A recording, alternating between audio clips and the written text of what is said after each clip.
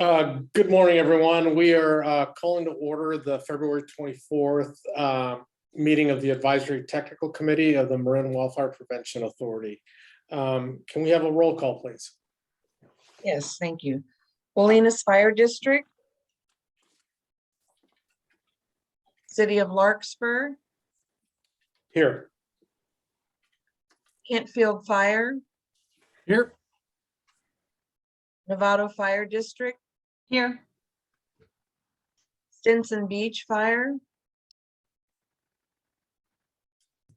Stinson Beach. Town of Ross. Present. City of Mill Valley. Here. County of Marin Fire. Present. Marin Woods CSD. He's not able to join. Okay, Sleepy Hollow Fire. Town of Corte Madera. That would be Todd, Landau. Present.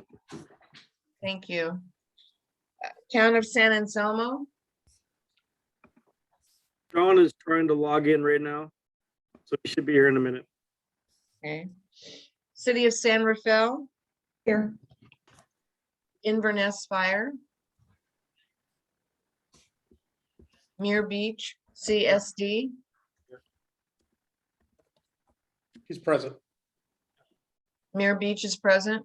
Yes. Yes. Thank you. Southern Marin Fire. Here. Town of Fairfax.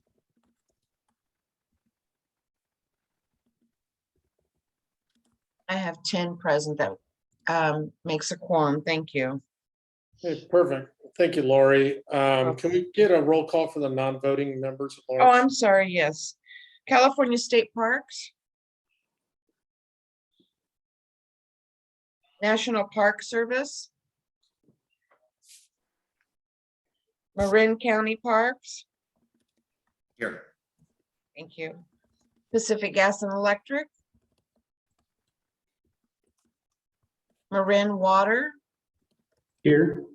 Thank you. Ecology Sound Practices. That's Bill. There, she's here. Okay, perfect. Thank you, Lori. Thank you.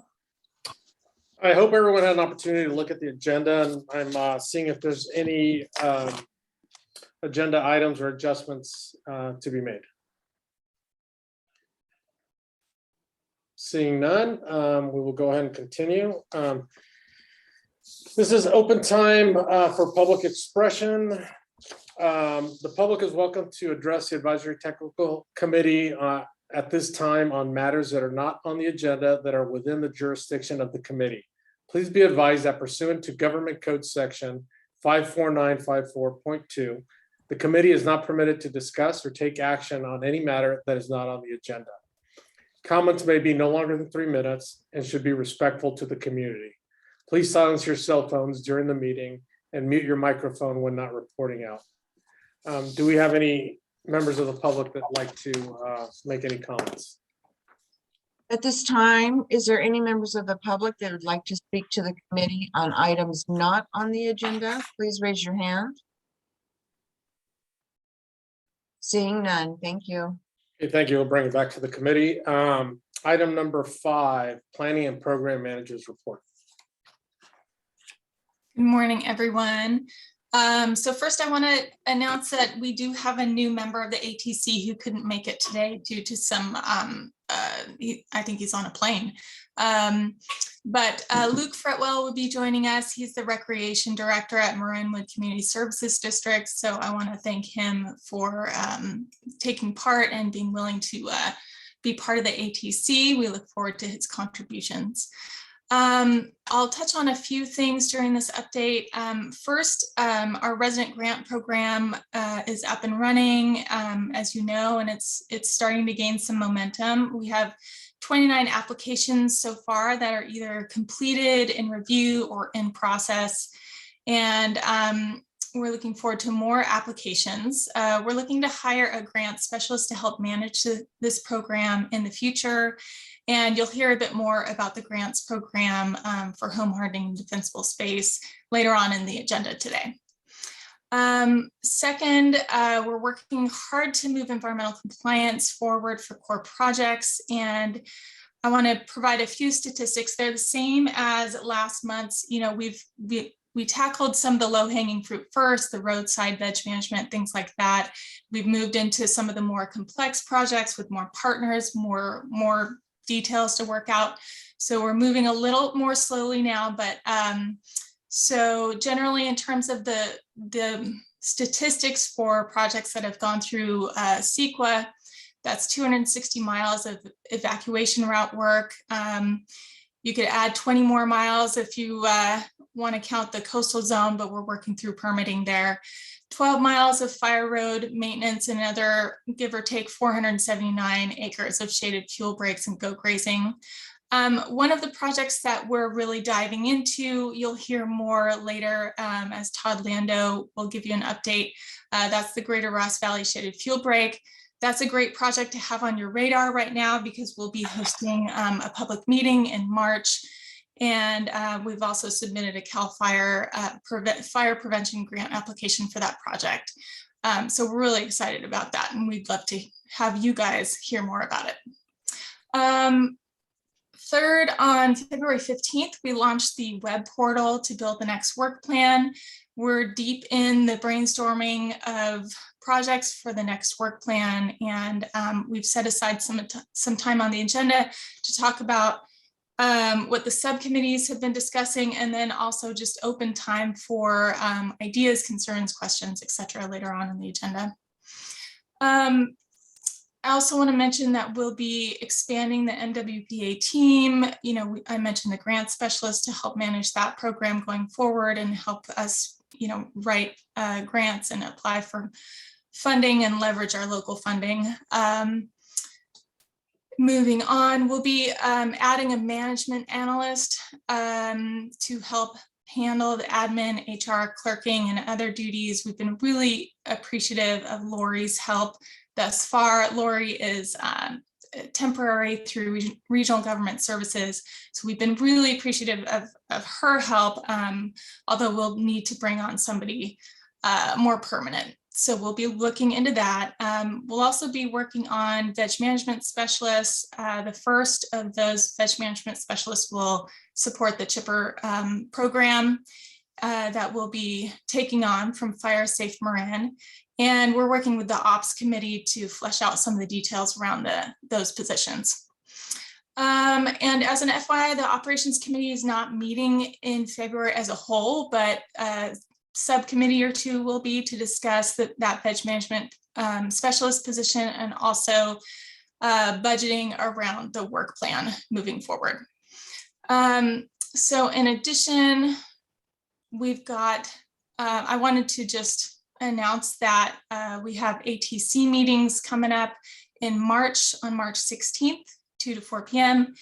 and April 6th, 10 to noon. And that's it for me. I'll take any questions. Do we have any questions for Anne?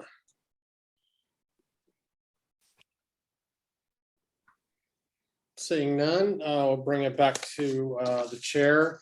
Lori, do we need to open public comment for any of Anne's comments or reports? Yes, we have been doing Okay, that. let's go ahead and see if we have any comments from the public or questions. At this time, would anybody from the public like to respond to the Planning and Program Manager's report? Please raise your hand. Seeing none, thank you. Okay, seeing none, we'll bring it back to the committee. Item number 6, discussion items. First thing up is we've got Marin County Open Space District, James Chaka, who is going to give us kind of an overview of Measure A. Thank you, James. Thank you. Thanks, Chief Martin. I really appreciate the invitation at this last ATC meeting to present about Measure A. And just for attendees that might be here today, my name is Jim Chaka. I'm a superintendent with Marin County Parks. I'm our primary liaison for our partnership with our local fire jurisdictions in the MWPA. So we're really closely with all of our partners to try to address our issues around the county. I have a presentation. It's a bit longer than I had said last time. I think I've got closer to 20 slides, but I'm going to get through it in about 10 minutes. I really think it would be useful to go back and give folks a primer and what Measure A was all about. And of course, today's focus is going to be on fuels, but I think it might be beneficial just for folks to understand everything that Measure A does. So I'll touch on that. So give me a second while I share my screen. Oh, sorry. Can you enable that for me, please?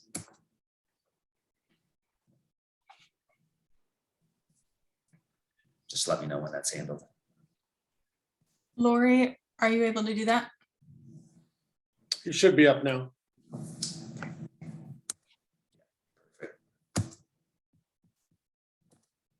Okay.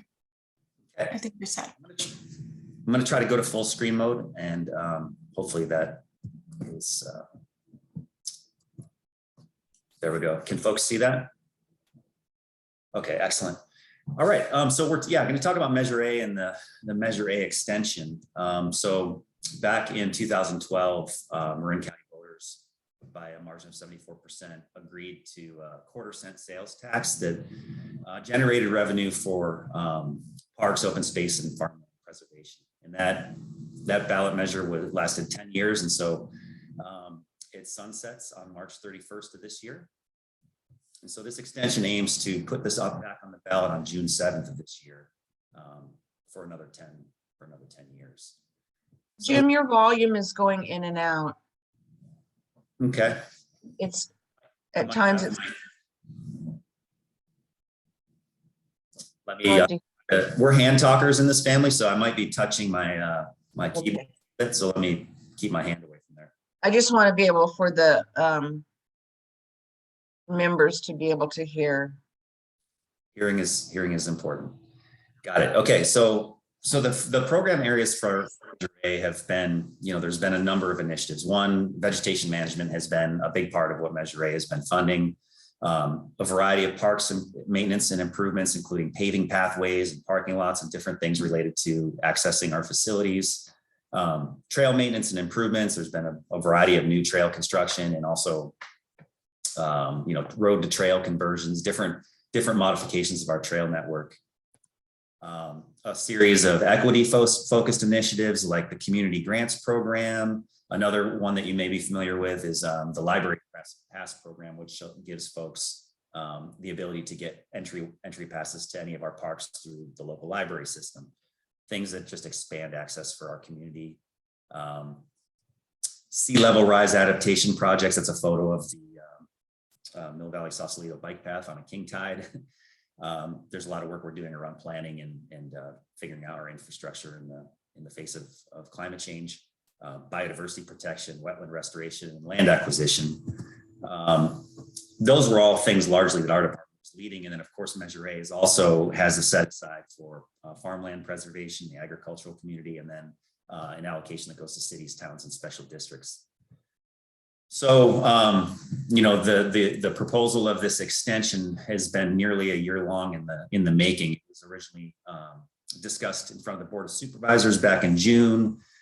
And then over the course of over 45 meetings with our director, Max Corton, and various community groups, he met with over 45 community groups and brought this topic both to the Parks and Open Space Commission and to the Board of Supervisors 3 or 4 times since last June, and most recently just last week in front of the Board of Supervisors for a second reading of the proposed ordinance that would allow voters to weigh in on this extension.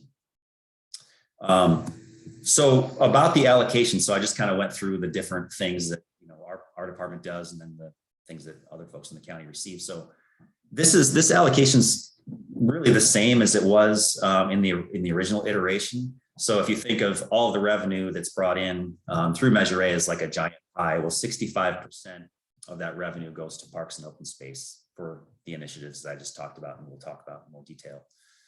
20% of that goes to agriculture, for sustainable agriculture.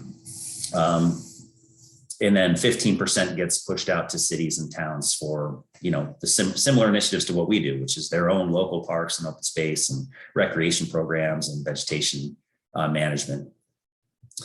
So what's different is really within these allocations is where the changes are primarily seen. So within the 65% that Marin County Parks receive, this extension proposes to have a set aside of a minimum of 25% of that total. So 25% of our 65% to focus strictly on vegetation management. And that's really for like boots on the ground, that fuels management and everything that comes. It's not a planning. Those aren't for planning funds or anything. It's really for implementation. One of the other changes that happened within the 65% is in the original Measure A, we had 20% of our total that was there for land acquisition. That's actually been reduced to 10% only for the acquisition of easements and land acquisition of natural areas. So the difference in that, helps support and expand our vegetation management and fuels reduction program. So what that kind of looks like from financially is depicted on this slide. And by the way, I emailed this to Ann just minutes before this meeting, and she'll be emailing that out to everybody for your reference. But within the 65, so if we just look at the the green column, what that pencils out to be is about $2.4 million in vegetation management funds, 6.35 million in, I think, what we maybe generally refer to as like our infrastructure, our capital improvements projects, like our pathways and our sea level adaptation and various facilities improvements and maintenance, and then just under $1 million for acquisition. And then here are the other totals. It's about $2.5 million and actually closer to $3 million for the agricultural piece, and then another 2.2 for cities and towns. So I'm going to start focusing this conversation really on the fuels piece a bit. And I think one of the things that we're interested in talking about is how we can create synergy between the funds that Measure A has been providing for the last 10 years and the expansion of that program, and then coupling that with MWPA funds and how we can all partner together. So, as land managers, I think this is like an interactive elements image that we're familiar with, just the interplay between, fire and invasive species and climate change and disease. So, all of the initiatives that we take on within the broader scope of vegetation management help reduce fire threats to the community. So our invasive weed population, when gets out of control, that presents a higher fuel load and additional hazards, especially in our WUI, but also within our preserves at large. So it's really important that we focus the control of invasive weeds, not just in these space areas, but also kind of in our preserves at large. So those are kind of our guiding principles, is making sure that we're addressing those throughout all of our lands. What we're proposing for next, well, our hopes and kind of the combination of things that we're proposing and that other folks are proposing on our lands are depicted in this slide. So we have, for this next calendar year, about 200 acres of mowing and pruning that we hope to accomplish. Another 380 acres of woody fuels management across 26 different projects, and then 100 acres of restoration weed management. Again, that's not just in the sort of the wildlands, but also in the interface areas too. And then 4 large grazing projects, nearly totaling 1,870 acres. And these are all various sizes, but so this is just to give you a picture of kind of what we are trying to tackle.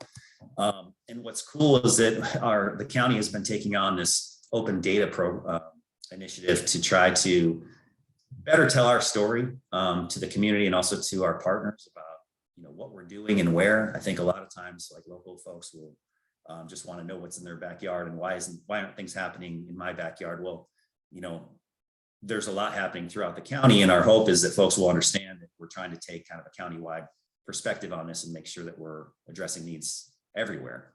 So what this open data portal does is allows users to, I'm going to try to click on this link in a second, allows folks to access a shared database that provides information like the size of the project, the location,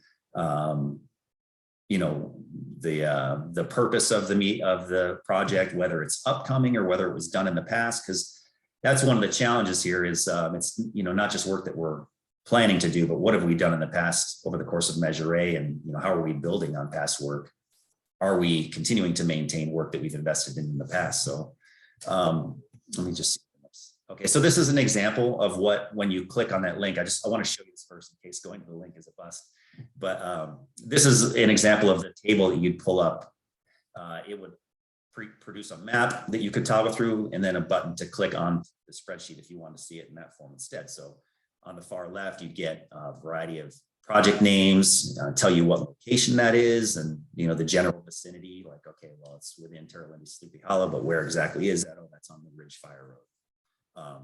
Approximate acres, all the objectives, and kind of the status and the years. I think that those are important things that folks often want to know is, okay, you say you're going to do it. When is it? Okay, well, it's upcoming. And when is it? Well, we're hoping to do it in the spring of 22. And so there's a lot of different information that's available in the spreadsheet, and you can filter this out depending on what your particular interest is.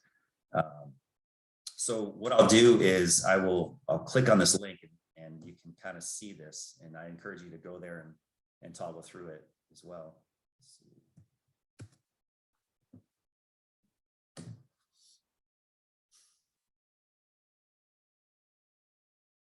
Are you seeing the website now, or are we still on the presentation? Still in the presentation. Okay. It may help if you stop sharing and then restart. I'll do that. That actually, the link did work. It's just you didn't see us transfer through there. But if you just click the link that's in the PDF, it brings you to this open data portal website. And what you can do is you scroll down, so open space vegetation management, it gives an overview of kind of what the purpose of the program is, what the goal, the objectives of the program are. And then you get to this part where it says, okay, well, here's the map. This is just like the county view. So you can zoom in if you want to say, well, I'm interested in the Novato area in particular. What's up there? So you can kind of zoom in a little bit more, toggle it, just drag it, like typical kind of PDF view or map view, Google map.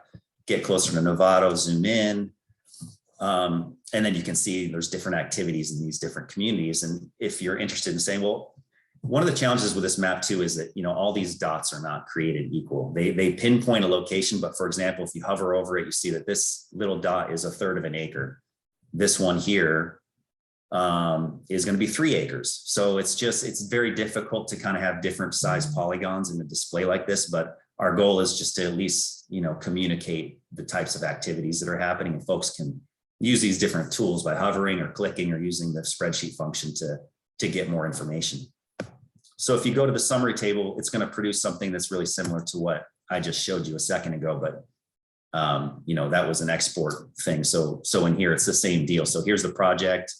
I'm not going to spend too much time on expanding these, but it's basically like, here's your project, here's the location, the preserve, like I showed you before, here's the approximate size. And so you can filter all of this if you're like, okay, I'm not really interested in what has happened in the past. I want to know what's happening now. I want to know what's happening next week. I want to know what's happening in the future. You can go down to status and select, okay, well, is it upcoming or has it already been completed? Click on that, apply it, and then you'll filter through there and get a new set of data.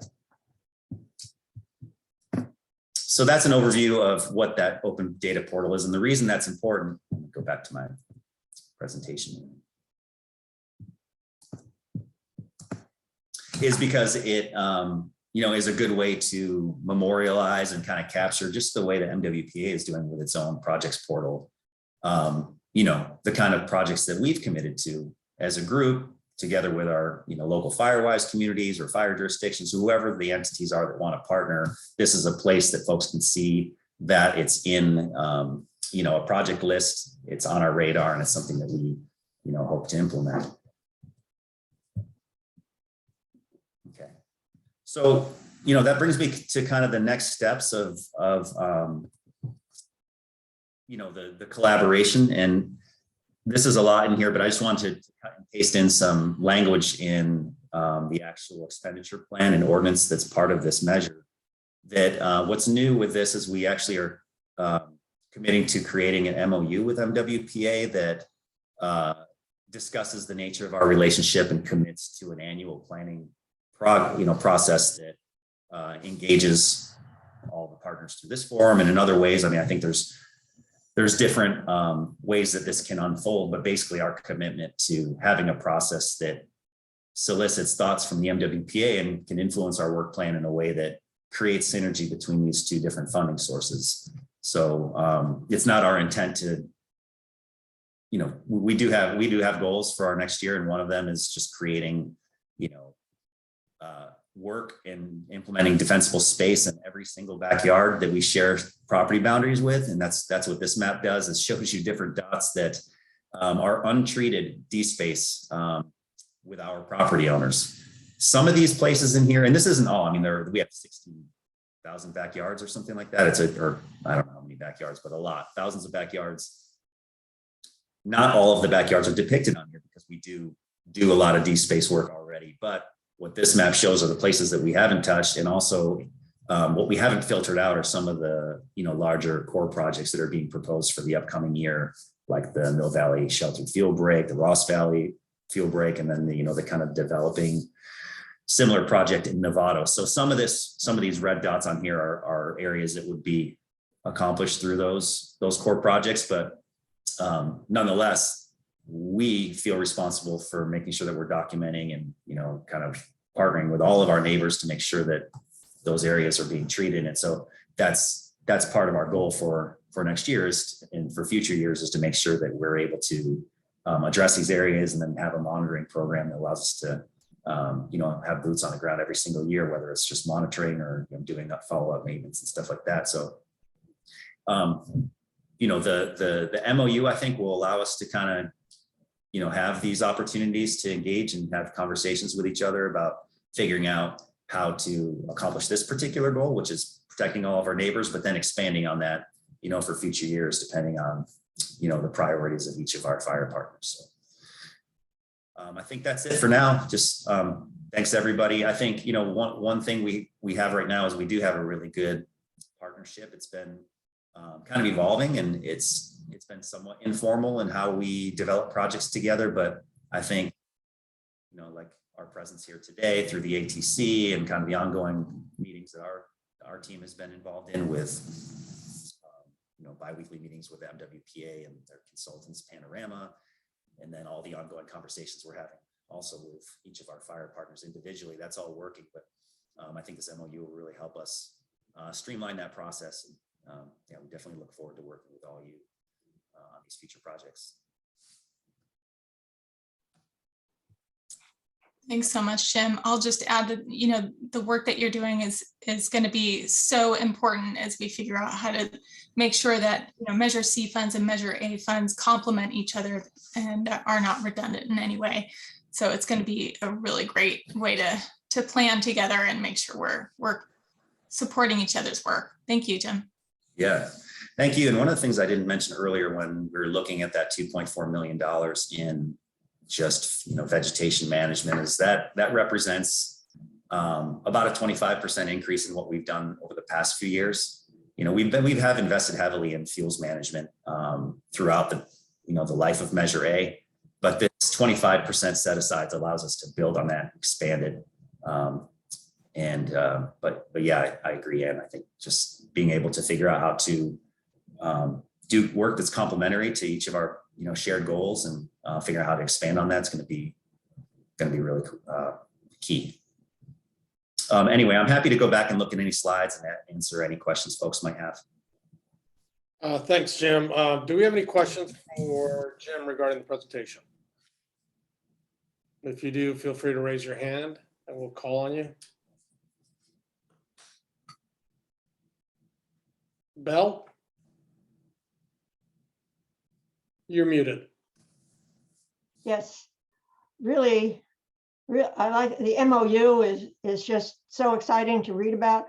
I was curious about the relationship of the web portals of MWPA and your web portals, because there seems some similarities. I don't know how you're going to deal with bringing together, and which raises a question about access to it. Does everybody here have access? Is it open to the public? How is that going to work? Well, just related to the open data information that I just shared from our department, yes, that's public, and the link is available in this website. It's already available, on our parks website. So yes, anyone from the public can go in there and look at it. What I hear in your question is just more maybe the redundancy or kind of the overlapping of like what we're sharing and what MWPA is sharing that may overlap property boundaries. I mean, from our perspective as an agency, we need to be able to tell our story about what we're doing on our lands. But all that information is definitely, we're willing to share all of that, and we have offered to share that. And so, anyone that wants to incorporate that data set into theirs to tell a broader countywide story of what's happening across all lands, they're more than welcome to that information. Yeah, which as ecologically sound practices, we're interested in being able to look at your projects as well as looking at those of MWPA. Yeah, and Belle, I think largely, a project that sort of ends up on that spreadsheet, we're committed to a process of engaging people prior to it being listed as some future project. So likely anything that's on that list has already been vetted through our environmental roundtable or with groups. So it's we invite that dialogue, on the front end of our project development, not asking you to react to what we're proposing in a spreadsheet, but rather helping create that spreadsheet with you. Yeah, thank you. Yeah. And we've got Sean Horn. Thanks, Jim. I think your map really showed how important the work that you all are doing in defensible spaces for the community, and how much work it really is on an annual basis, and the complexity of that, and the need for ongoing funding in order to ensure that once you do that work, it can actually be maintained, and those functions that were established in that defensible space remain for the long term. It also speaks to kind of just the synergy that all the work that we were doing has with Fire Safe Marin, and the need for that outreach to the communities to help make sure that they're doing what they can do on their landscapes to kind of reduce the potential for fire to spread into those wildland areas. And really, I think continuing to promote to folks that, a firescape or a firescape landscape is also something that can be drought tolerant, and trying to encourage people to think about native plants and think about ways that they can really create a resilient landscape in Marin, because there's a lot of great moving parts in Marin County in relationship to the MWPA, Measure A, and county's work, and Fire Safe Marin. And I think that's just something we all can do a good job of continuing to spread the message of. Yeah. Thanks, Sean. Yeah, I think everyone, at least on this call, is pulling in the same direction in terms of trying to communicate the need for folks on private properties to do their part. I mean, that has historically been a challenge, to as land managers take care of kind of your side of the property, but then to see, property that in land that's closer to homes being neglected. I mean, I think that's one of the reasons the MWPA was created, and that's definitely the focus of Fire Safe Marin. I know, Sean, you obviously sit on that board, and a bunch of other people do too. So I agree that education piece is really important. And again, back to the storytelling aspect of all of this, and especially with the data set, it's I think that continues to be a challenge for all of us, is to figure out ways to reach people and to tell our story and to show what we're doing and how much we are really doing on an annual basis. It's hard, I think, for folks to wrap their head around that, just the quantity of land that's being touched on an annual basis, and how much coordination and planning that goes into all of that. Thanks, Sean. I think we have a question from Quinn. Yeah, thanks, Jim. That's super helpful. I'm wondering how Measure A handles staffing. I know county parks, like I think the rest of our agencies, have all been kind of like trying to figure out what that right staffing balance is with all the additional work that comes with the funding. And if you could maybe touch on that, and if there are potentials that, county parks will be able to add some staff to make sure that collaboration and all that good stuff can happen, if you feel like you need it. Yeah, it's hard. I mean, right now, I've said this, kind of offline to people, but we have a lot of projects that are being proposed, and we want to support all that work, but it kind of comes down to like me, Nate, Michonne, and Sarah. And, there are a different projects that are happening right now. So, and we want to expand that work. We understand that, you know, there's an urgency behind all of this. And so we do have a proposed sort of, if Measure A is successful, staffing proposal that would increase support for our program a little bit more.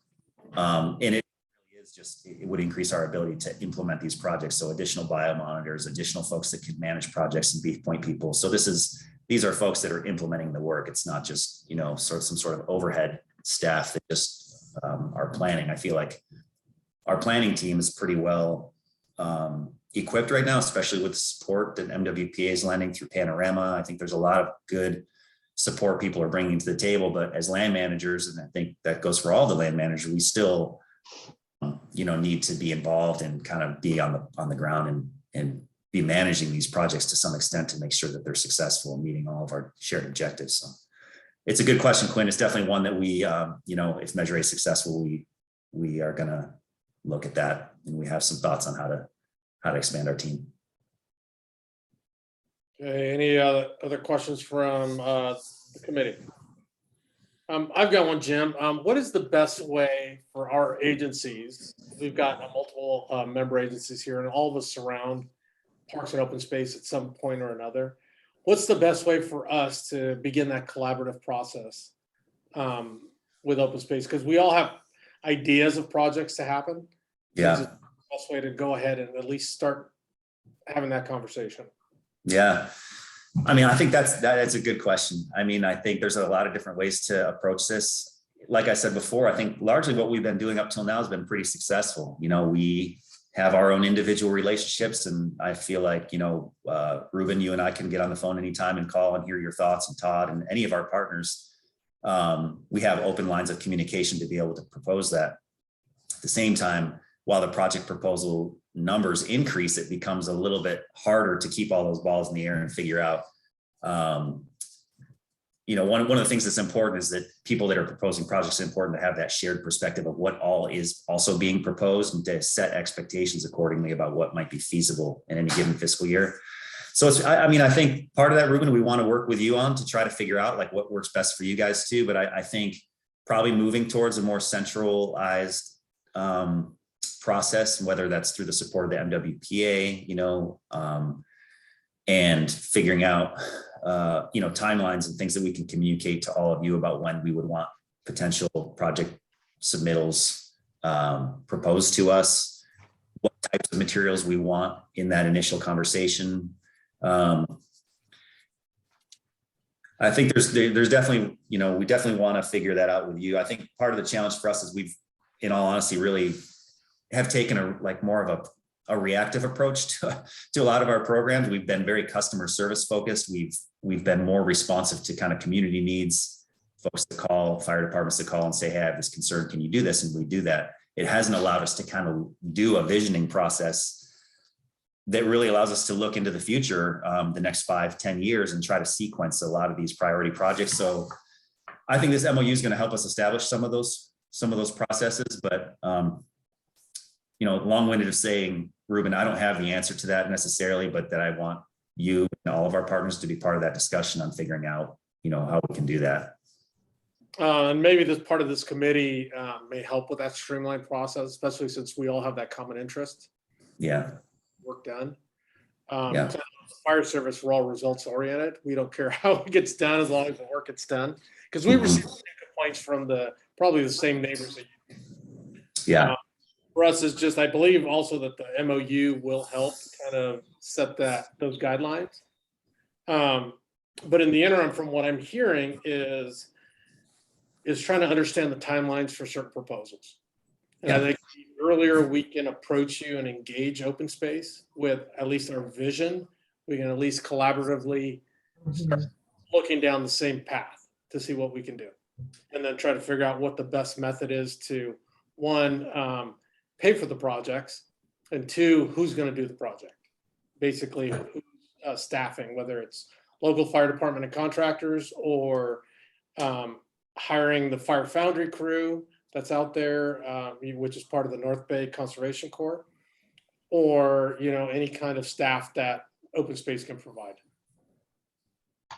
Yeah, no, I agree. And like I said, I do think that these direct conversations have been really beneficial, and I think we should do that to a large degree, but there's definitely room to figure out how through the MWPA process, we can kind of use that as a clearinghouse for all of these requests. And so folks can access that and kind of see what's being proposed.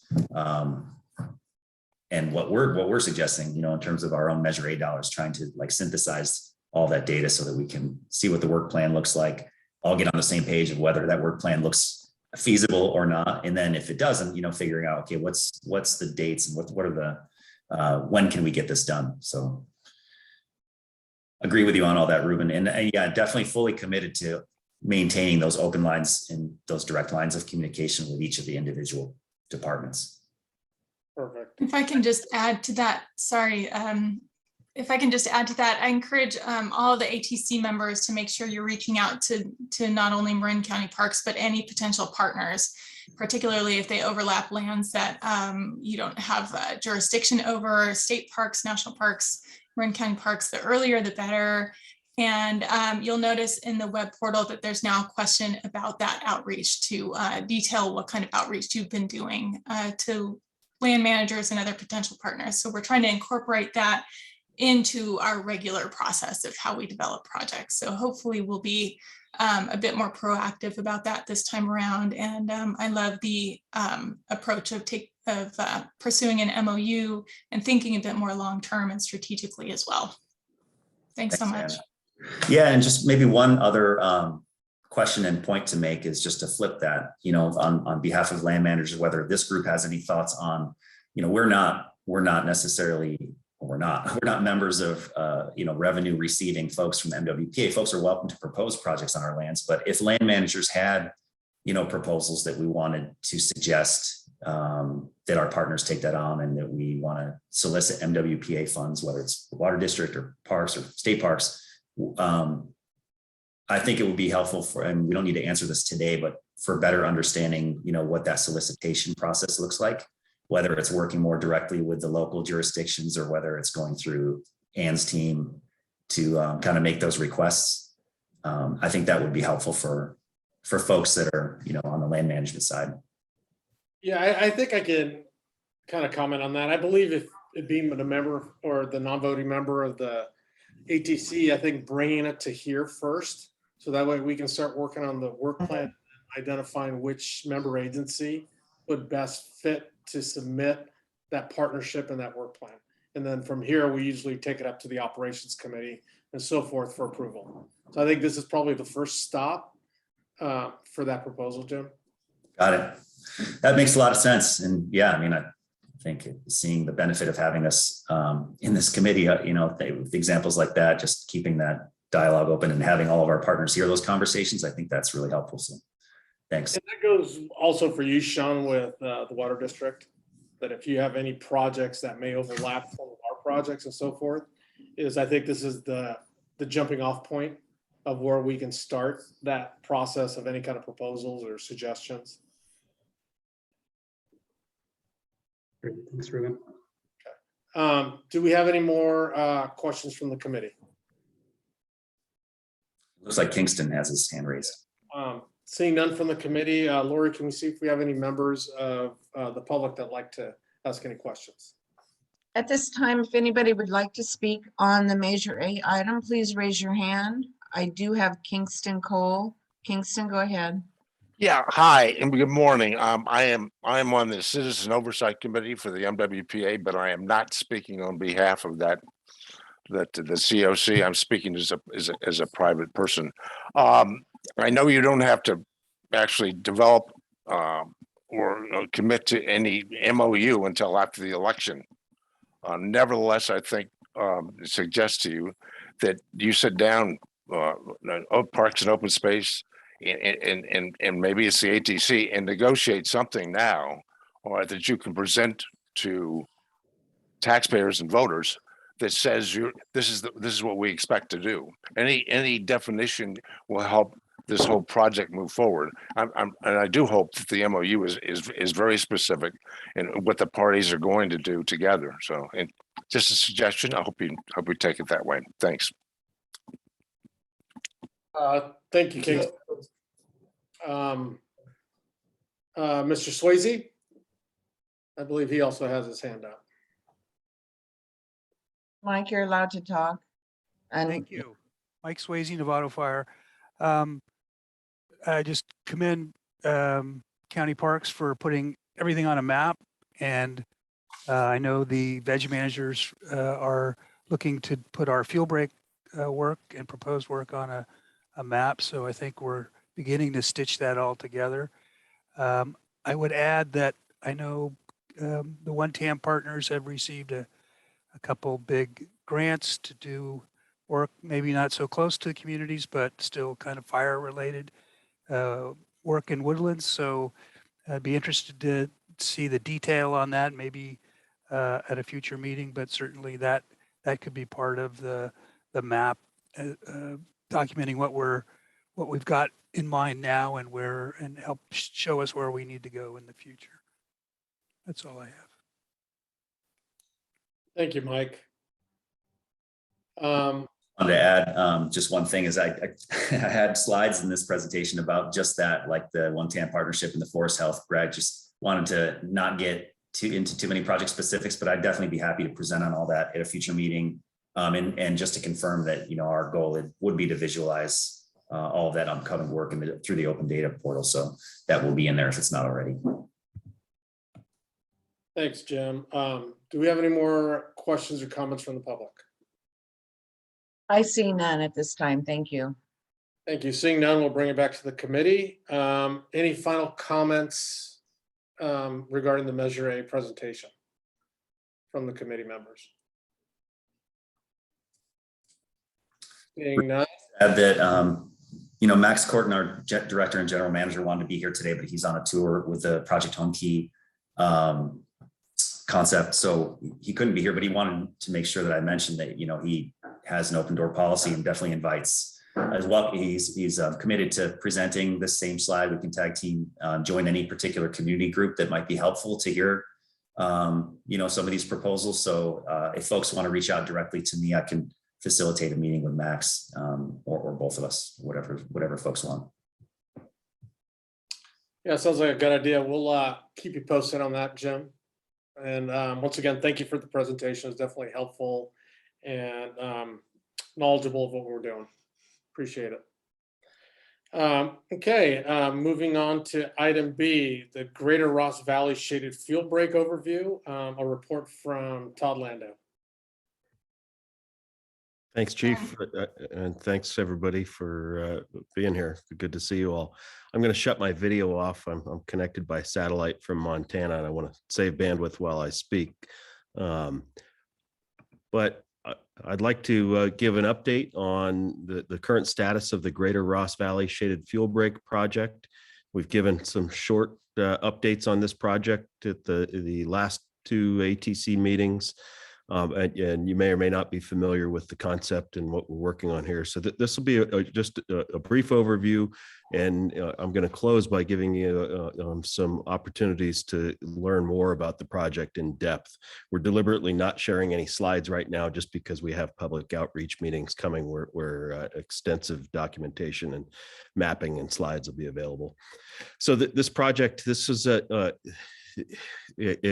concept that was developed by the MWPA Central Zone Fire Agencies. It's a strategic fuel break. I'll talk a little more about how we selected the locations for this and why in a second, but in the 2021 to 22 work plan, those agencies agreed to allocate $245,000 from our core budget for the Central Zone to develop a work plan for planning, compliance, and outreach on what will really amount to about an 8-year implementation plan to develop this fuel break and then begin maintenance on the fuel break.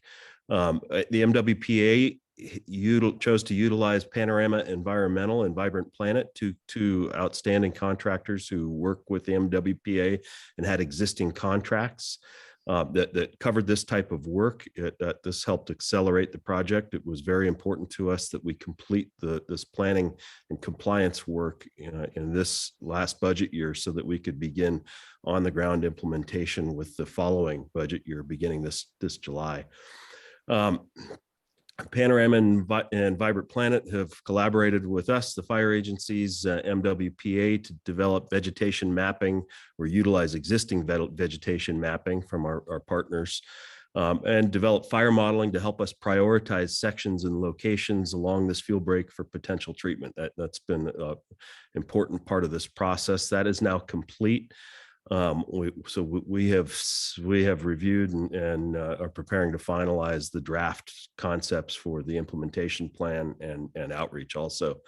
So I think a couple committee to understand that we utilize the Cal VTP EIR for environmental compliance with this project. It's a comprehensive approved EIR.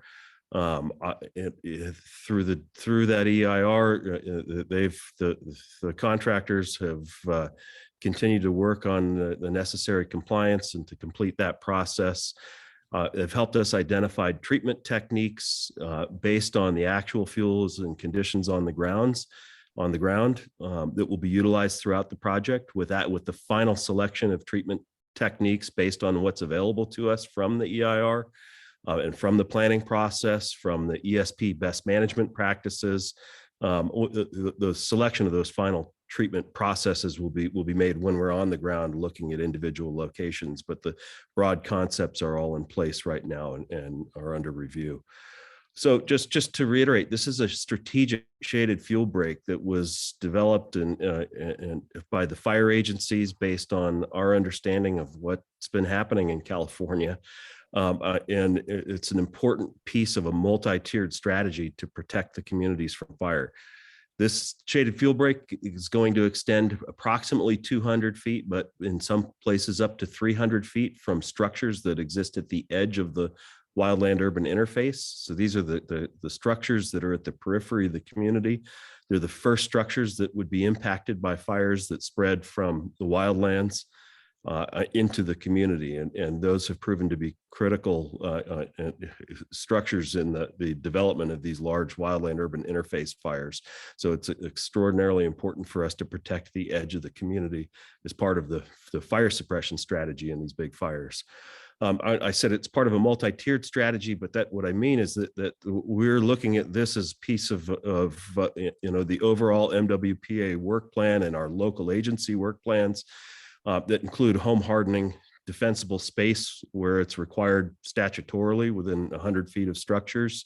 And then this plays into that by providing community perimeter fuel reduction, forest health restoration, fire hazardous invasive plant treatment, and really a shaded fuel break, which denotes some of the structural changes that we might make to improve forest health, such as raising the canopy of existing native vegetation, removing dead vegetation on the ground, and couple that with the hazardous invasive species treatment, and you develop an area where fire fuels are reduced and fire behavior will be reduced when a fire is approaching those important structures.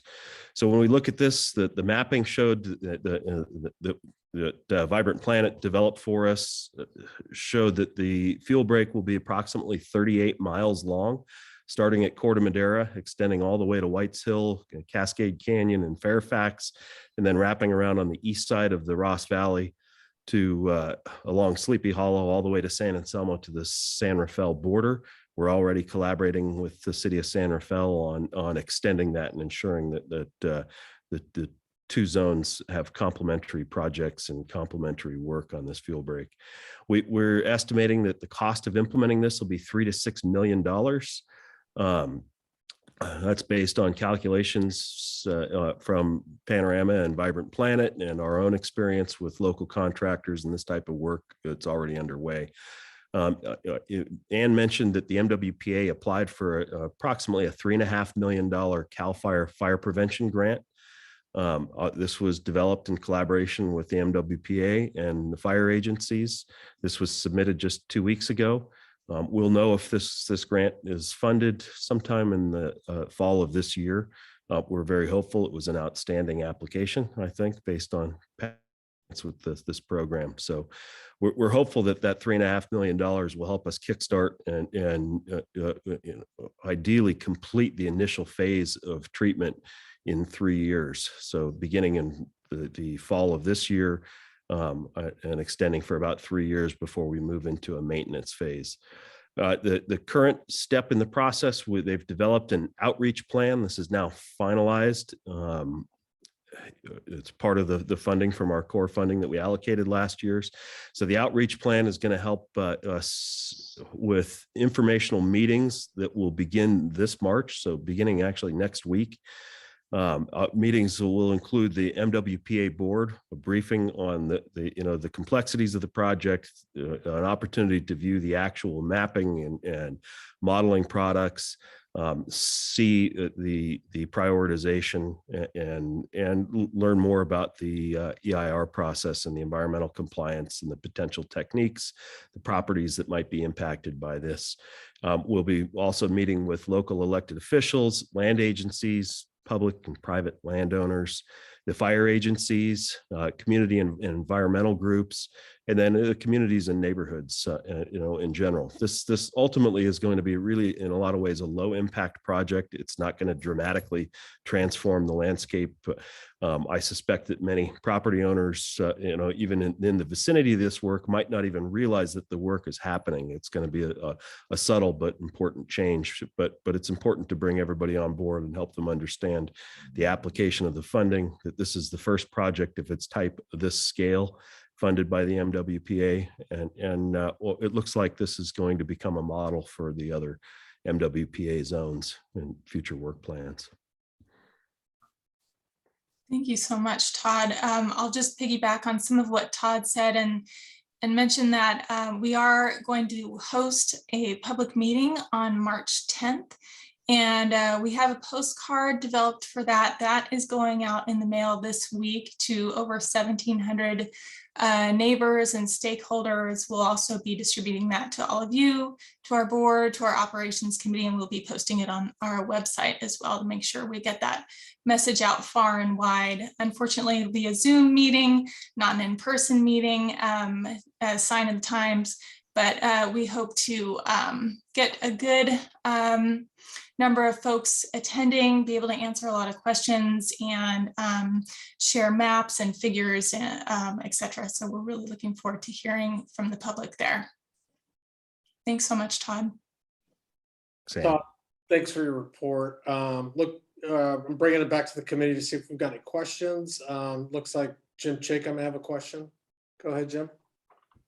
Not a question, just a comment. Just want to say thank you to Todd and to Chief Martin just for the early engagement about this process for where this project would touch our lands. I think that we're working together to develop a really good project, and also wanted to just remind the public that this is something that we're engaged closely with our environmental stakeholders with through the environmental roundtable, and we feel that we're confident that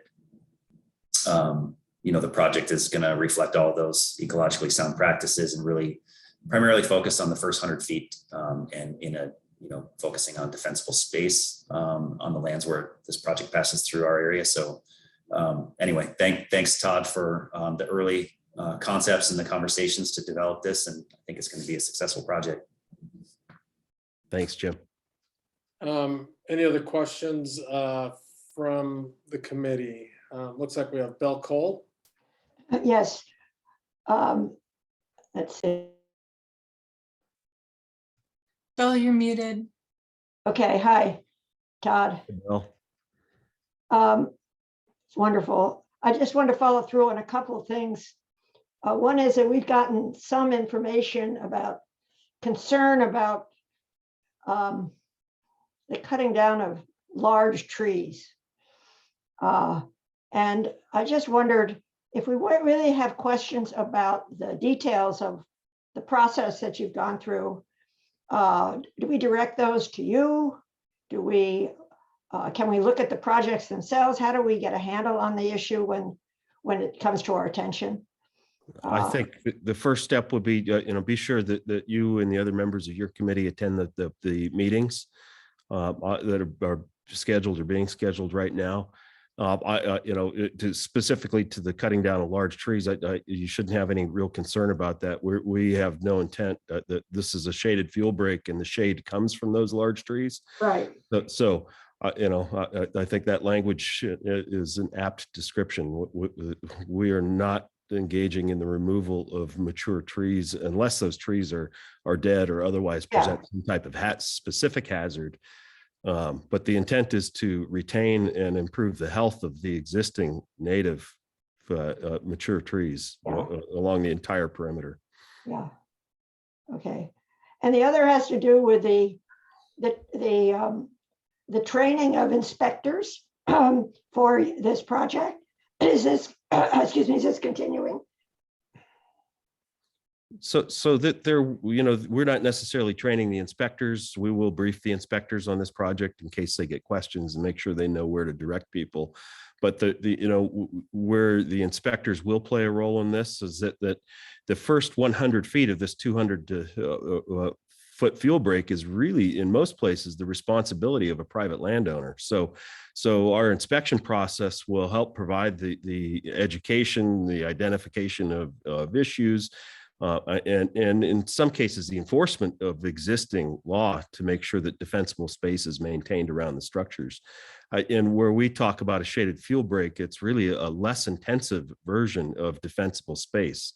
It doesn't necessarily require an annual grass cutting or the kind of intensive work that has to happen close to structures. We're talking about a general forest health improvement where native flowers and grasses are retained and they're going to exist in that location, with the reduction in the other types of fuels, especially dead vegetation and invasive plants, and raising the canopy of trees that have been allowed to grow too close to the ground because of fire suppression that's been going on for over 100 years. Thanks. Yeah, Sean?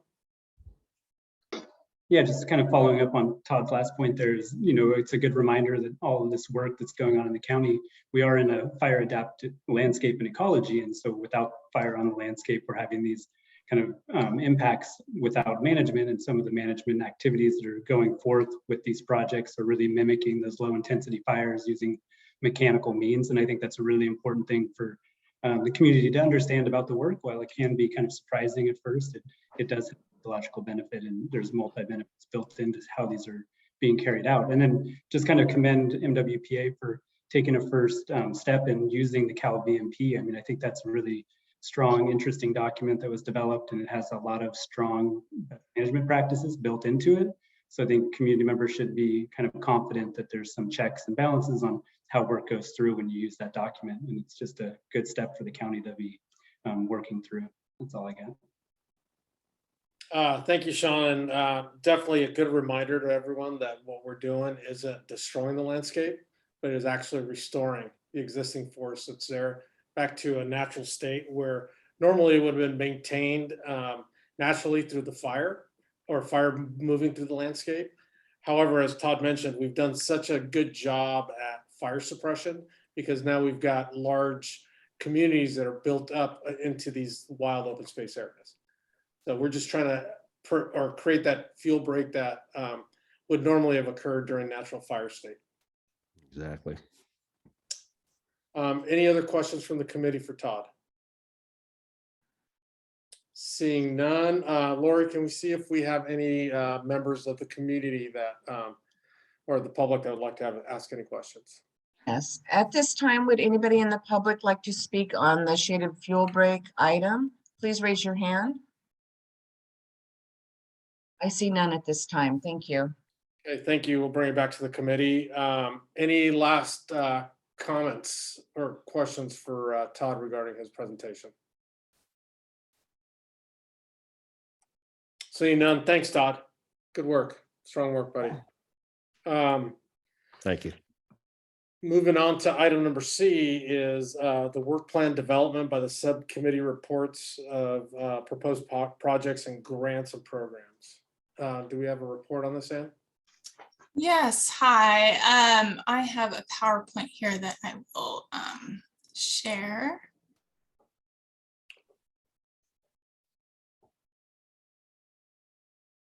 Okay, let me see. Are you able to see that? Yes. Great. We started meeting as subcommittees for the ATC. You might remember discussing the creation of subcommittees to tackle subjects such as grant programs and how we'd like that to evolve for the next work plan, and brainstorming ideas for JPA-wide projects to consider for the next work plan.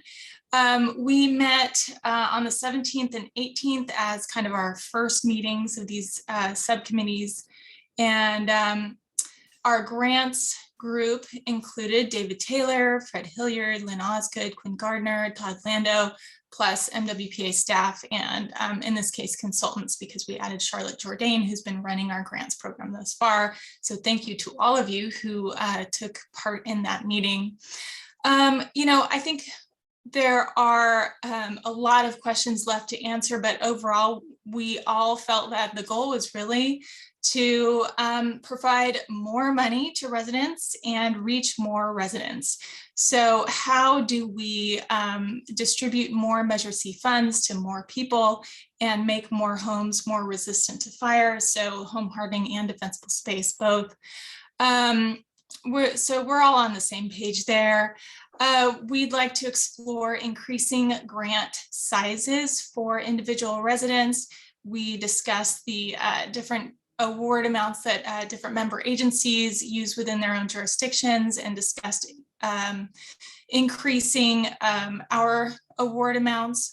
Currently, defensible space awards from MWPA are up to $1,000 with no match required. Eligibility is, there are eligibility requirements about around access and functional needs. We have a total of about $250,000 available there. And our home hardening grants currently are up to $500 requiring a match. No other eligibility requirements, and the total available is about $250,000. So we'd like to increase those award amounts to residents. We feel that that kind of work is pretty expensive, and we want to make sure we get that work done, the high priority items especially. So increasing grant award sizes, increasing participation. So that includes, reaching lower income folks, reaching some of the residents who, for example, need paper applications rather than electronic applications. We're doing that already, but how do we expand that? So potentially additional outreach could be part of that program, and we'd want to fund that through the next work plan. Potentially outreach to current or potential fire-wise communities. We know that some of our member agencies are doing that currently to great success. How do we, along those lines, simplify the process and maybe have one process that points residents towards several different potential funding sources? Are there ways to combine grant programs even more than we already are? We also talked about direct assistance for residents, so especially those low-income folks who, reimbursement is a barrier. So currently we are asking for receipts and reimbursing for work done. If you're a very low-income resident, that could be a barrier in itself.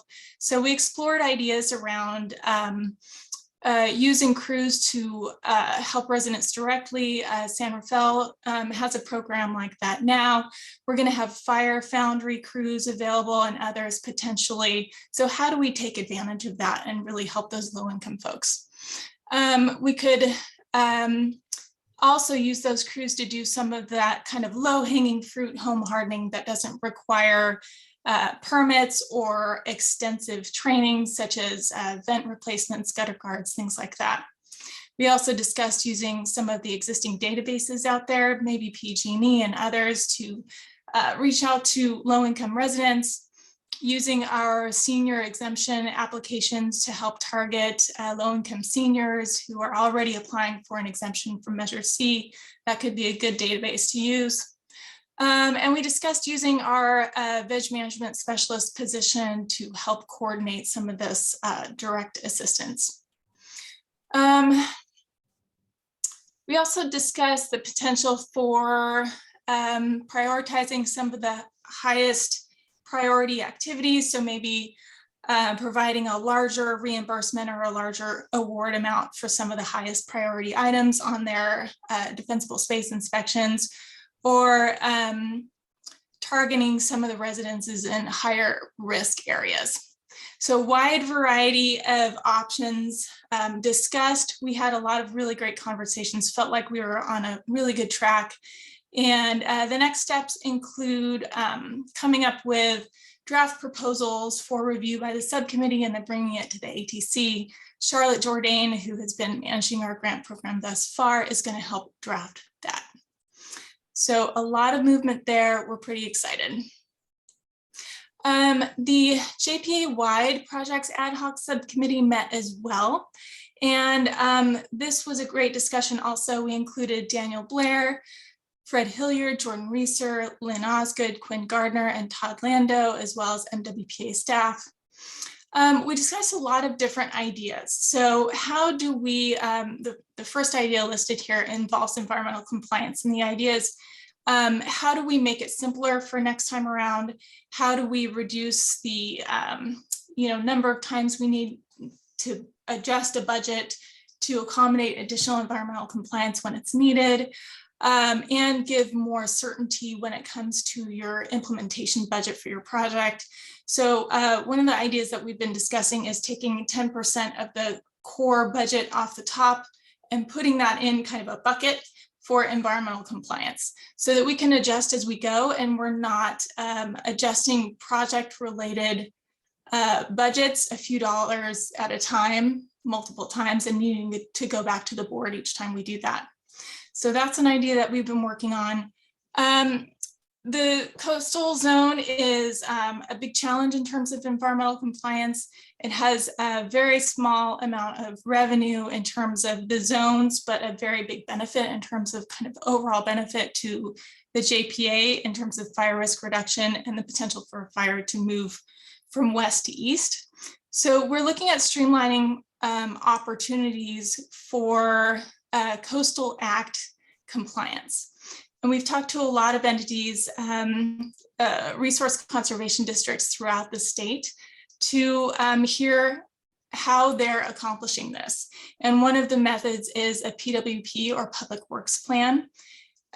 We are pursuing that and scoping that out to see if that is a good fit for Marin. So far, it seems to be something that would maybe not be a silver bullet, but it would be a big help to getting work done in the coastal zone.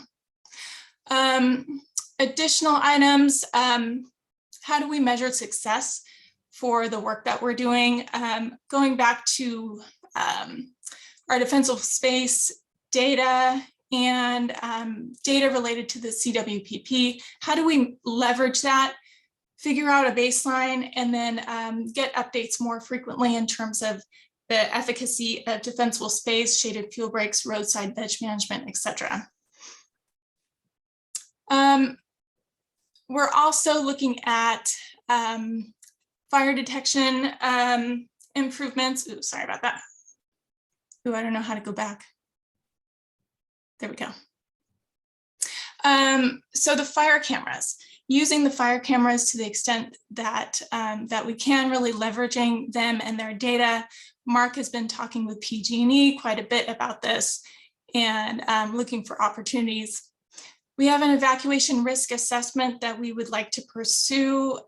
We have applied for some grant money to help with this process, and we will probably need to supplement that with some core funding going along. This evacuation risk assessment will help us determine some of the Achilles heels in our evacuations. So some of the infrastructure, vegetation, processes, et cetera, that should be improved in order to help get residents out in the event of a fire. Ongoing expenses include a Zone Haven subscription and defensible space inspection application subscriptions as well. We'll also need public education be a big component of the next work plan. As you know, the operations committee identified that as a big need.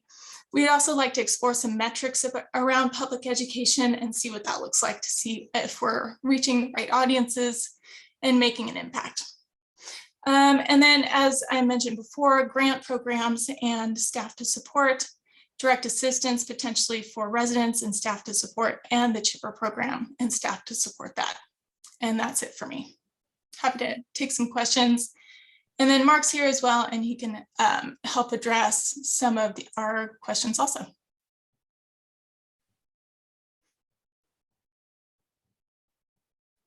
Thank you, Ann. Good update. Does anybody have any questions for Ann regarding her report? Belle? Yeah, and could you just elaborate a little bit on the environmental compliance 10% of that committee? I kind of haven't been familiar with it. I'd like to know more about it. Thank you. Sure. You know, previously when member agencies were looking to budget for environmental compliance for projects, there wasn't really a process for that. There wasn't really a solid way of identifying what those potential costs could be. So what was built into the last work plan was identifying or pulling out 10% of each project's cost specifically for environmental compliance, and then 90% would be for project implementation. And for some types of projects that works pretty well for, say, roadside vegetation management and things like that. But for some of the more complex projects, that's a bit of an under budgeting for the environmental compliance needed for those projects. So we're trying to simplify that process and make it a bit easier, more straightforward, and a bit more flexible. Thanks. Hey, Sean. Yeah, just a comment, and Nan kind of touched on it, is, you know, we're all learning as we're doing this work on the landscape, and the environmental compliance can be a pretty complex side of the equation. We've been able to manage, the Marin Water has been able to manage some of those costs by having internal staff that can conduct some of the work in the field. But in general, you know, we're seeing compliance costs upward of 20%. So we're kind of using that number as our general guideline when we're going after projects. So just kind of, that's been our experience. And the one way that we've been mitigating that is to try to have internal staff that help conduct that work or coordinate that work. But it is complicated, and to Ann's point, it does vary drastically, because when we're maintaining some of our fuel breaks, the costs aren't 20%, they're much lower, right? So it's a hard thing to ballpark, but I just wanted to note that the range is important to appreciate. Yeah, that's absolutely right. It varies quite a bit from one project to the next, depending on what resources are there and whether or not you need to do botanical surveys, cultural resources work, etc. So we're finding a big variety. And then, you know, in addition to your point about staff on hand, I'm hoping that one of the vegetation management specialists can take on some of the tasks around environmental compliance scoping, you know, kind of the low level, entry level perhaps, but also nesting bird surveys. That can be a very time consuming and costly part of project implementation. In the past, you know, I spent 18 years doing nesting bird surveys or teaching seasonal biologists to do nesting bird surveys around vegetation management work. So I'll be working with our veg management specialist to help make that happen and increase that capability internally. Yeah. Thanks, Sean. Quinn? I just want to say thanks, Ann, for a good consolidated report on some very lengthy and brainstormy type of conversation. So I appreciate that. And I know I said this in the subcommittee, but just for everyone's benefit, I do just strongly believe that the staffing of the MWPA, specifically the grant program and potentially direct assistance, is going to be a really important component. I know we've started acknowledging the importance of the vegetation management roles, which I certainly support as well, but there is a lot of staff work needed. And I think we ultimately do save taxpayer dollars by having them be full-time staff members that can be flexible and nimble and learn it rather than consultants as much as possible. So glad to see that in the report and very supportive of it. Thanks, Quinn. Any other questions from the committee? Lori, can we see if we've got any questions from members of the public? Yes, at this time, members of the public, if you'd like to speak regarding the work plan development, please raise your hand. Seeing none, thank you. Thanks, Laura. We'll bring it back to the committee. Thank you, Ann, for good reporting out on the progress that we're moving along. We'll go ahead and move on to item number D, is the work plan coordination.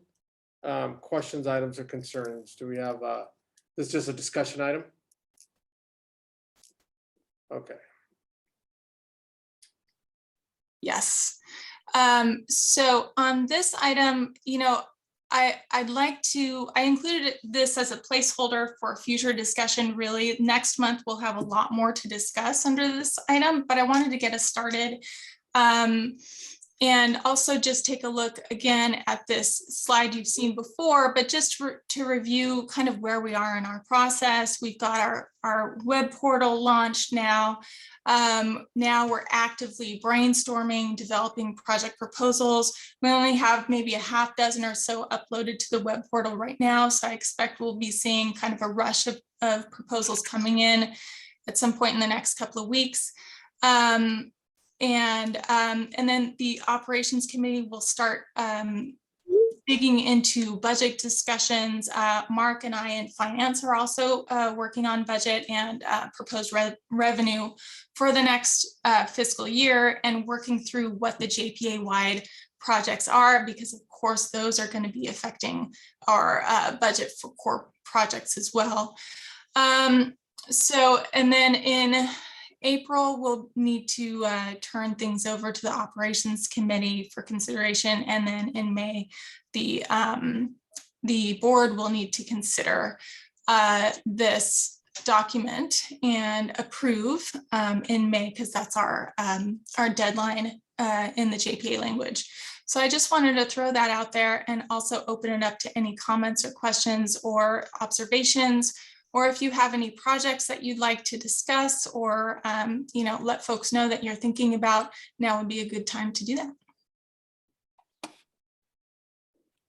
that. Questions from the committee? It looks like we've got bell call. Yes, Anne, I just wanted to go back over something that you brought out. I think it was in December, about the access of non-voting members to the web portal at different stages. And you pointed out there was a problem with us because various Brown Act considerations. And and you had some options. I wondered whether you had pursued those, because I think it's pretty important, if possible, for those of us in that category to have access. Mm-hmm. Yeah, so when we started developing the web portal, we started working with our legal team on this issue and bringing them in. Our guidance over time evolved a little bit, and we saw that the Brown Act, because this is a Brown Act committee, is a really key part of the conversation, and does limit us in terms of how the utility of the web portal. So for example, each member agency can see their own projects in the web portal at this point, rather than everybody else's projects as well. But we'd like to start expanding visibility of proposals as we go along, to make sure that we're bringing in the public and daylighting project proposals when they're ready.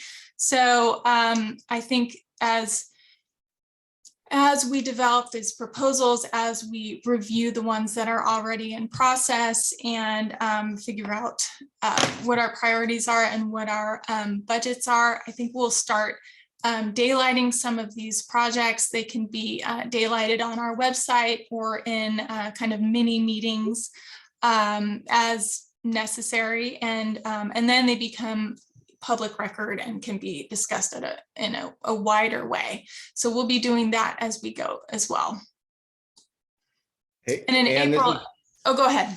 Well, no, I just wanted to ask some clarification on that, as far as member agencies as far as accessibility, it's more on the core, right? Obviously each zone or each unit can input for their own local dollars, but on the core, is it going to have to be centralized through one individual, or are we going to be able to, for Central Marin, right? We have 4 or 5 agencies. For Southern Marin, we have at least 3. Yeah, just want to check in on the status of that as related to that question. Yeah, for some of those core projects, it probably would be a good idea to have one entity be the lead and upload that. And that's probably your best bet in terms of that. We can't make proposals visible to multiple agencies at this point because of Brown Act considerations until we discuss them publicly. So then the Southern Zone, for example, the only people that will have access to the Southern Zone core project portal will be Southern Marin Fire Protection District. Is that correct? At this point, yes, although Okay. with just a few agency partners, you guys can discuss offline. You just cannot approach a quorum of the ATC. But so, you need to coordinate with project partners, and that needs right, to but be a if we have a project in the Southern Zone that Muir Beach, for example, wants it to put in, they're going to have to give that information in essence to a Southern Marin representative to actually implement that or to put it into the system, or can Muir Beach go in as Muir Beach and enter a project into the Southern Zone core project list? Oh yeah, they can do Okay. that, absolutely. I think just to answer that, Jordan, it's if it crosses boundaries. So if we were to do a project that would cross all 3 boundaries, in the southern area, then one agency would put in for that core project that would cover all 3 of them. If they're individual, like for Muir Beach doing the single core project, they would just put in for the core project. So can I just ask, since we're talking about the Muir Beach core project, this is a very basic question that I don't know the answer to, so apologize. But so our core project that we would propose for the next fiscal year is the same core project that we are still trying to get off the ground from this fiscal year. And so do we re-input that? It's not a new project. Is the funding rolling over from the unspent funds, whichever, I don't know, and I don't know what those amount to because of the expenses we've incurred so far.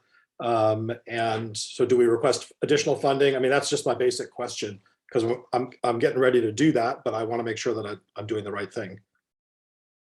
Yeah, I'll probably tag Mark on this, but yes, funds will be rolling over.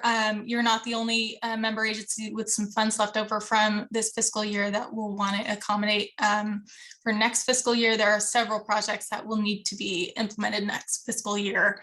And the idea that we've been going with is that, we'll rely on some of our internal staff, our Grizzly Corps fellows, to help with some of that inputting of this fiscal year's projects so that they're part of the budget planning for next fiscal year. Mark, do you want to add to that? I'll just add that if you need to track down what is unspent versus spent for this fiscal year, then we can connect you with Elisa Schiffman at the finance, and then that can give you an ability to make a new project for this fiscal to give you that extra funding to accomplish what you want to accomplish. Okay, thank you. Yeah. Thank you. Quinn, you had a question? Did, but I think half of them just got answered. Jordan's got his hand up. Come back to me in case there's the other one I forgot. Okay, let's go with Jordan. I had I don't know if it's a question or a comment or a little bit of both about the approval process and some delays we were having, it seemed this year for the, once the board kind of finalizes a project list for the year, we were then having to go back to them to get, once the compliance was done, right, it had to then be, in essence, reapproved for implementation, which was only then around the board meetings, right? So it had to be once a month. So, the board approves a project as our project list. And then, assuming the compliance gets done, we're not ready to go once the compliance is done. I had to go back to the board to get released or approved. And just curious if that's still going to be the process or where we are with that. I'm not sure I'm clear on that version of the process. Generally, approval of the work plan approves funding for the environmental compliance. Once that environmental compliance document is ready for consideration, then it goes to the board. The board considers that document, approves the project, you're ready to implement at that point, and we file the notice of exemption or whatever environmental document it ends up being. So it should be once to the board in May and one more time to the board to release funds for implementation once environmental compliance is complete. So the board is reviewing the environmental compliance documents as well, once they're complete? As a responsible agency, we consider the environmental compliance document and then file it, yeah. Okay. So that's our step as responsible agency under CEQA. Jordan, just as a clarification, whether it's our board or any government entity approves it as a project, they are saying environmental compliance is complete. So if we say that these are approved as projects when the work plan is approved, then we are saying the environmental compliance is complete. And when it's not, they're being approved as proposals. And then when the environmental compliance is completed, that's when they get approved as a project. And I guess I understand all of that. I've been involved in compliance world for quite some time. I guess it was more on the timing, right? Because of the board realities of meeting once a month. So here we are in August of next year, and the compliance is complete August 1st.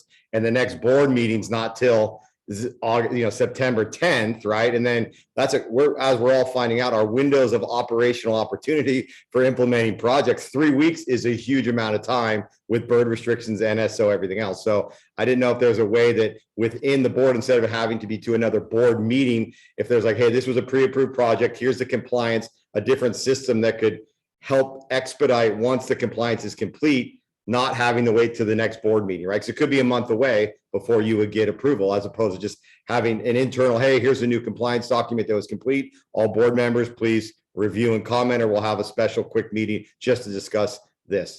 Just as we're finding these windows of opportunity, as we know, to get work done are shrinking and shrinking and smaller. So that was my comment. That was not a question. Yeah, that is a big challenge. It's not something that we can change in terms of process, but that is a really big challenge, that window of opportunity when work can get done, when it's not, northern spotted owl nesting season, when it's not raining, et cetera. We are finding that is a really big challenge to getting work done here. Okay. And I guess just to add one more comment, I think part of the solution there, if you can call it a solution, is to really front load that environmental compliance process and do as much of the scoping and environmental compliance as early as possible, so that you really are ready to go in August or whenever that restriction ends for your activities. So that is a big challenge. I think the scoping piece this last year was a big challenge, trying to figure out exactly what activities are going to happen, exactly where. Sometimes that took quite a bit of time and caused some delays in terms of the environmental compliance. But I think the web portal now, because it digs into that a bit more and provides the opportunity to define geographically where your project is, I think that is going to help speed up the environmental compliance quite a bit this time around. So I'm thinking that it'll be a bit more smooth this year. Thank you, Ann. Fred? Yeah, thank you. So my question revolves around personnel.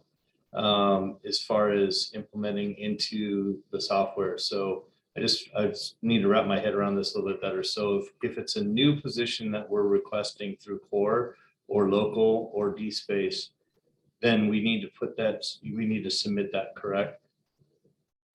Yes. Okay, so if it's an existing position like our, wildfire mitigation specialists or any other positions that are currently they're filled currently, do those also need to be implemented every year? That needs to be addressed in the budget every year as a line item. And Mark, do you, I think, you know, what we've been discussing is to input all the kind of previous year's projects in kind of a separate category. But I think because this staffing would come out of this fiscal year's budget, it would need to be inputted as a project under this fiscal year. And it's something we can work with the operations committee. And I believe that we do have a way that we'd be able to perhaps build a multi-year project. And I'll use the UC Cooperative Master Gardeners Agreement that we have. It was a multi-year project. So we carved out money from 2 fiscal years for it. So I would imagine for the type of position you're talking about could be done in the same way. Well, I'm also just talking in general about, you know, all of our current inspectors. So we have to every year put in to request those positions again, and what the cost is related to. Well, just remember, it's not, when it comes to the D-space monies, it's not a request. You're just documenting what you're using for the predetermined carve out that you have. Whereas the core money, that is something that needs to get approved on every year. Okay, thanks, Fred. Quinn? So one, just a comment, I guess, to Ann's initial question, and maybe as a follow-up to Todd's report. I do think that this year will be, at least from our end, like a balance of implementation projects and planning projects, specifically trying to get some planning work done to be able to go for grants in the future. So I guess that's more just kind of like a comment on public expectations, but I think those planning projects are going to be really important, still mixed with getting on the ground work done moving forward. And then on the more technical side, and maybe in response to Belle's initial question, because it's certainly, and I'm not trying to beat a dead horse here. Here's a better analogy for that, but that you know, not being able to see each other's projects is certainly tricky. But I also think it's really important that the member agencies that are proposing projects have visibility before other non-voting members or the public, just to make sure we're all aligned before we kind of open that up bigger. And so I'm wondering too, if there's maybe a status column, which I don't recall seeing, or like a distinction that could get added so that the project is like total draft, right, ready for ATC input, public, you know, something that just kind of lets us move it along. Because and you're right, we haven't started inputting anything in the system. We've got a lot of external work done, but I'm sure it would be helpful for you guys and your visibility to see as things kind of start coming in what's shaping up. So that status option might be a helpful tool. Yeah, you know, we do have that visible to us as admin users of the tool, but we could think about what some of the other categories are that you're suggesting that could be, could add some more utility to that. Yeah, I'm thinking it even just as a way for like, as me putting it in as a way to tag it as like, I'm literally halfway through typing this versus like, it's a draft versus it's ready to go a little more public versus this is final, this is what I want going to the board. Yeah. Okay. That sounds good. Thank you. Thanks, Quinn. Do we have any more questions from the committee? Seeing none. Lori, do we have any comments or questions from the public on this? At this time, if the public would like to speak on the work plan coordination, please raise your hand. Seeing none, thank you. Okay, seeing none, we'll bring it back to the committee. Any final comments for Ann regarding the work plans? Okay, seeing none, we will go ahead and move on to item number E, the ecological sound practices document. I know it was sent out to the committee to review, and I believe there were some comments made regarding it. And do we have a report on that, Ann? Yes. So today what we're going to do is go through some of the comments generally on this document and not dive in too deeply, considering it's 11:45. And then what my recommendation is to take the input that we've received thus far and work with the ESP representatives to address some of those comments and then bring it back to the ATC in March. So what I'll do right now is just go through this document and highlight some of the comments, not all of the comments. on this document. And so I'll just scroll through portions of the document. I won't dive in too deeply, but so this is the Ecologically Sound Practices document provided to us by the ESP partnership, including Belle Cole, who's on this call today. And the draft circulated to the ATC is a January 2022 draft. And this document, as a review, this document included initial drafts presented by ESP to MWPA staff, and then staff, including myself and Mark, worked with our environmental consultants and legal consultants to review the document and iron out some of the concerns that we had around, what our legal obligations were, if this conflicts with any of the environmental compliance practices we were already incorporating into our work, whether or not this the requests in this document are consistent with Measure C. So in other words, how do you use Measure C funding in a way that is for wildfire risk reduction and doesn't get outside of that scope. So you'll see that issue come up in this document, even in this version a little bit. And so some of those, we had a lot of back and forth over a number of months, ironing through ironing out some of those issues. I'm going to go through and summarize some of the comments that we received, which will be reflective of some of those conversations that we've had on this document already. So on this first page, it's kind of an introduction here. Hopefully most of you have already read this document, but some of the general comments were kind of clarifying the intent of the document itself. So clarifying that it is guidance and not meant to be a legally binding document as it goes through the process of consideration by the ATC, the operations committee, and the board, emphasizing the need for flexibility in real life for planning and implementing projects. We did address that a bit in some of the language in the introduction and introduced a couple of sentences here, such as, in addition, MWPA intends to implement these practices to the greatest extent possible. MWPA staff will continue to seek input from representatives of ESP and other environmental stakeholders. Because of widely varying conditions and circumstances, flexibility may be needed when applying these practices in specific instances.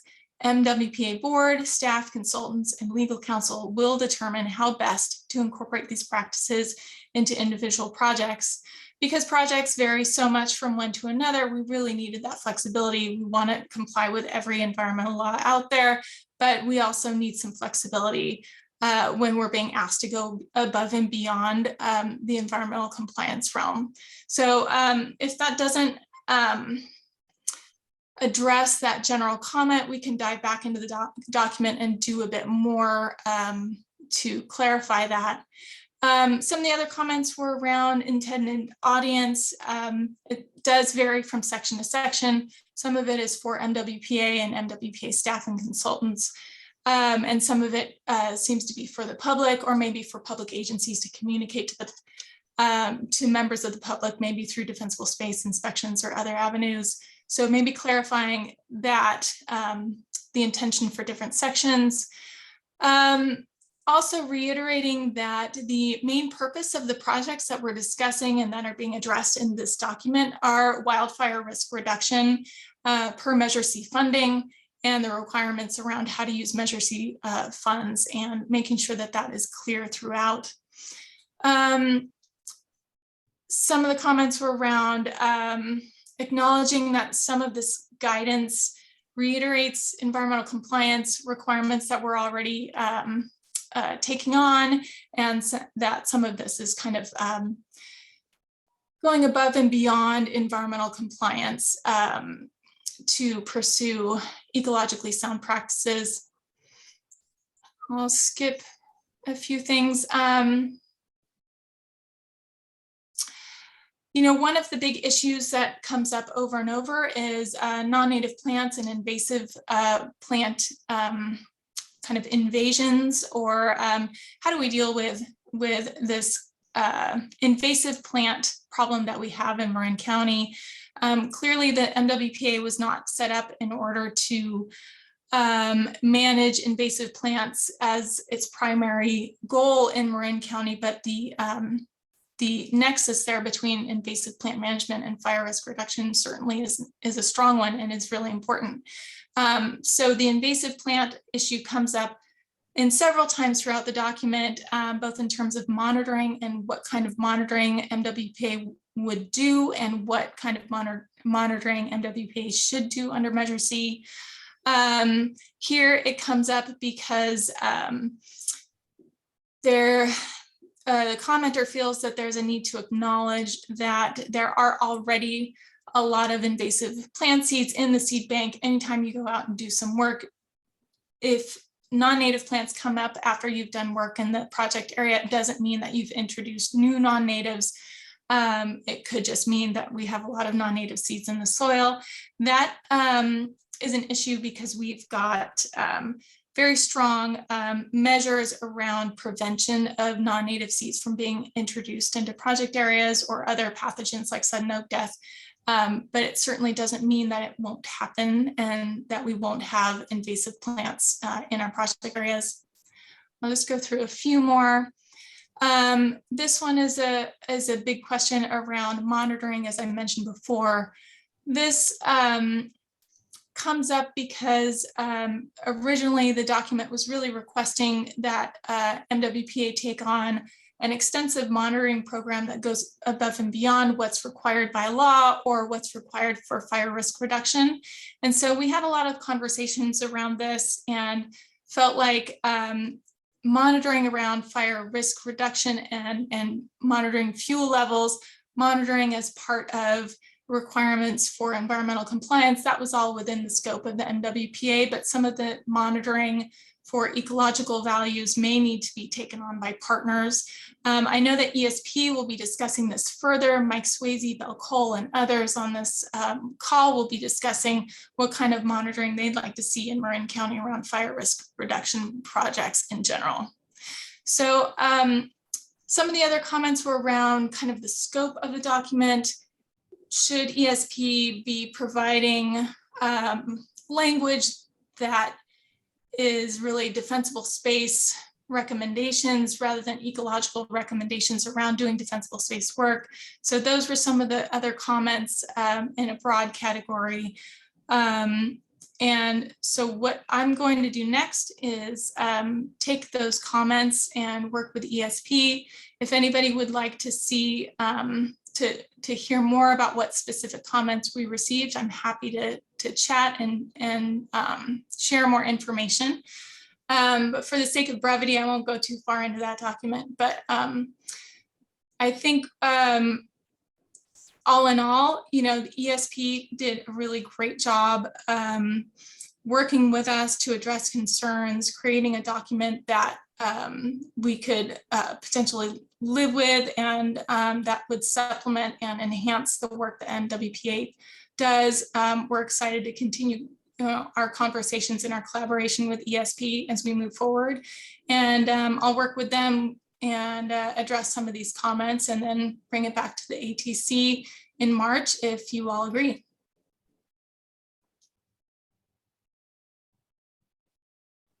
Thank you, Anne. Thank you for a brief report on a very extensive document and comments. And thank you everyone who commented on it and an opportunity to go through it. I'm going to go ahead and open up for questions within the committee. Looks like we have a question from Quinn Gardner. Yeah, thanks, Anne, and Bell and all of the ESP. I guess one of my hopes is that when the document comes back, we can clearly have those edits highlighted or called out as that makes sense. It is a very extensive document, so that will help, I think, with the re-review process. And then I just want to kind of reiterate that I thought there were some really key sections in that document. And I know they were in my comments to Anne, so I'm sure they'll come up more in the detail that really hit on, like, here's our best case scenario, here's these alternatives, here's these other ideas, here's things to consider. And I thought those sections were like, that was the goal. right? And so if there's more that can come out that follows that model, I think it's going to be really helpful. I did think, there were some scope challenges. I think there were some potential contradictions with fire code if it wasn't clarified and things like that. So I look forward to seeing the updated version, and I'm happy to chat more offline with anybody as needed. So thank you. Thank you, Quinn. Any other questions from members of the committee? Lori, do we have any questions or comments from members of the public? This time, if anybody would like to speak on the ESP document, please raise your hand. I see none at this time. Thank you. Thank you, Lori. Seeing none, we'll bring it back to the committee. Any final comments regarding the ESP document that was presented? Seeing none. Belle, thank you and your team for putting this together. Definitely, it's a very informative document. I think there's, as Quinn had mentioned, there's some edits that we need to make as fire agencies, so that way it can be a little more collaborative in a sense to where it can clarify some areas. But I think Quinn, some of the comments you made were definitely spot on, and appreciate it. So that is all that I have. Let's see, we've got one final hand up from Belle. Yes, I have to leave in 1 minute, but I just wanted to thank everybody for the comments. I haven't seen them yet, but look forward to reviewing them and have a chance to work with Anne as we work on collaborating in the final edit. So thank you very much. And I don't have time to answer questions right now, but it doesn't look like there will be any. So thanks so much. Bye. Yeah, Thanks, you. Belle. Appreciate it. Okay, that moves us to item number 7, action items, which are none at this meeting, which moves us to item 8. Any requests regarding future agenda items from committee members? I think this came offline, but I think there was kind of interest in understanding any of the potential environmental duplication, for lack of a better way. So I just want to make sure that we could hear more about that next meeting. That'd be great. Perfect. If we can add that onto the next agenda, and if that would be too much trouble. No, that's fine. We made that presentation to the board month or two ago, so we've got it ready to go. Perfect. Thank you. That moves us to item number 9 for adjournment. May I have a motion? So moved. So moved from Quinn, second from Larry. That concludes the meeting for today. I will see everybody on March 16th at 2 o'clock. And thank you for your time today, and continue the good work that you guys are doing out there. Much appreciated. Thank you, everyone.